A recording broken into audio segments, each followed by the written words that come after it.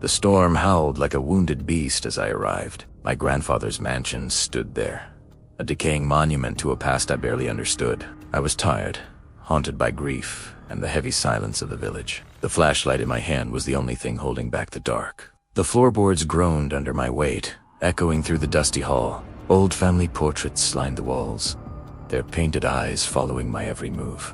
The power was dead. In the flickering candlelight, the house felt alive. Then, I heard a faint, rhythmic scraping coming from the shadows. I found a hidden drawer. Inside was a photograph of my grandfather, but he wasn't alone. A tall, hollow-eyed shadow stood right beside him. I flipped it over. The handwriting was frantic, a desperate warning scrawled in ink.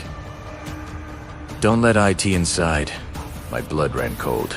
Under the bed upstairs, I found his journal. It spoke of a curse, a creature that could mimic the voices of those you love most. Midnight struck. The lights flared and died. Suddenly, a violent banging erupted from deep beneath the house, shaking the very foundations. Then came the voice, my mother's voice, pleading for help from the basement. But my mother has been dead for 5 years. The basement door creaked open, inviting me into the abyss. I knew the warning, but the sound of her crying was too real to ignore. I shone my light down.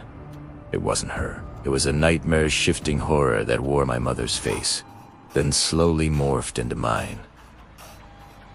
With a sound of cracking bones, it lunged. It didn't run. It skittered across the ceiling, coming for me with impossible speed. I ran, but there was no escape. The front door was locked tight. As a cold hand touched my shoulder, the world went black. Morning brought a deceptive peace. The storm had passed, leaving only the silent, empty house for the police to find. They found one new photograph on the table. I was in it now, standing beside the shadow, just like my grandfather before me.